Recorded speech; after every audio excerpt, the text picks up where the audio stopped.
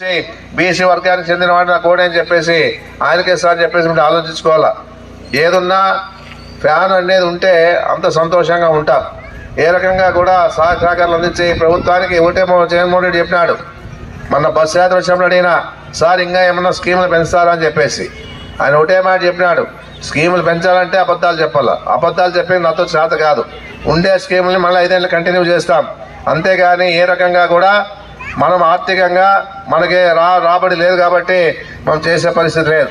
ఈ 5 ఏళ్ళు మళ్ళా ఈ స్కీములన్నీ కొనసాగిస్తామని చెప్పేసి చెప్పిన పరిస్థితి జగన్మోహన్ రెడ్డిది. సూపర్ 6 అని పెట్టాడు. బస్సు ఫ్రీ అంటాడు. సిలిండర్లు 400కి 3 సిలిండర్లు ఫ్రీ అంటాడు. తర్వాత ఎంతమంది చదివితే అంతమందికి ఇంట్లోన అమ్మఒడి ఇస్తా అంటాడు. దాంతోపాటు నిరుద్యోగులకి అన్ని విధాలుగా నిరుద్యోగ వృత్తి ఇస్తా అంటాడు. దాంతోపాటు ఇంట్లో 18 ఏళ్ళకే 18,500 రూపాయలు ఇస్తా అని చెప్పేసి చెప్పడం చేస్తాం. ఎంతమంది ఉంటే అంతమందికి ఇస్తా అంట. ఇప్పుడు ఇచ్చేకే సాధ్యపడని పరిస్థితి మనకి. జగన్మోహన్ రెడ్డి ఇచ్చే స్కీములు ఇస్తేనే సరిపోతుంది కానీ ఎక్కువ స్కీములు ఇచ్చే పరిస్థితి లేదు. దాదాపుగా ఎన్నో లక్షల కోట్లు కావాలి కానీ ఆ పరిస్థితి మన రాష్ట్రానికి లేదు. మన ఆదాయం లేదు. జగన్మోహన్ రెడ్డి గుర్తుపెట్టుకోండి, కరోనా వచ్చే 2 ఏళ్ల పరిపాలనలో ఆర్థికంగా ఇబ్బంది పడినా కూడా జగన్మోహన్ రెడ్డి స్కీములు ఆపలే. అన్ని రకాలుగా కొనసాగించిన పరిస్థితి ఈ రాష్ట్రంలో ఉందని గమనించుకోవాలమ్మా. అబద్ధాలు చెప్తా ఉంటారు. అబద్ధాలు నమ్మి మోసపోతే మళ్ళా 2014 నుంచి 19 వరకు ఏ విధంగా ఇబ్బంది పడ్డారో ఊరికే అమరావతిని చూపించి భ్రమరావతి పట్టించిన పరిస్థితి చంద్రబాబు నాయుడుది. అందుకే ప్రతి వారికి చెప్తా ఉన్నాను, వీవర్స్ అయినా కూడా ఈరోజు గుర్తుపెట్టుకోండి, ఏదున్నా నేతన్న నేస్తామనేది ఓటిస్తా ఉన్నాడు. గతంలో కూడా ఐడెంటిటీ కార్డు ఇచ్చినాడు. అతను గతంలో కూడా లోన్లు ఇప్పించినాడు. రుణమాఫీ చేసినాడు జగన్ రాజశేఖర రెడ్డి గారు. అప్పట్లో అన్ని రకాలుగా మీకు సహకారాలు అందించాడు. అదే వాల్మీకి సోదరులు కూడా మన జగన్మోహన్ రెడ్డి చెప్పినట్ల మన మున్సిపల్ అసెంబ్లీలో తీర్మానం చేసి సెంట్రల్ గవర్నమెంట్ పంపించినాడు. పొడుచుకోవడం మీరు లెక్క కాదు, బాగా గుర్తుపెట్టుకోవడం అని చెప్పేసి చెప్పడం జరుగుతూ ఉంది. నేనున్నా ఈ రోజు ఉండే పరిస్థితుల్లో మనం మున్సిపల్ చైర్మన్గా వాల్మీకులకు ఇచ్చాం.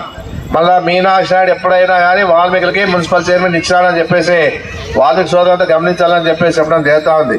ఇప్పుడిప్పుడే రాజకీయంగా పైకి ఎదుగుతూ ఉన్నారు. అన్ని వర్గాల వారు కూడా పైకి తీసుకొస్తా ఉన్నాం. అదే సకల సాలే వాళ్ళు కూడా దాదాపుగా 3-4 సీట్లు ఇచ్చాం. ఏదున్నా కూడా వాళ్ళంతా కూడా ఈ రోజు రాజకీయంగా కూడా ఒక మెట్టు పైకి ఎక్కినా అని చెప్పేసి కూడా నేను చెప్పడం జరుగుతూ ఉంది. వాల్మీకులకి చాలా మంది సీట్లు ఇచ్చాం, మున్సిపల్ చైర్మన్ ఇచ్చాం.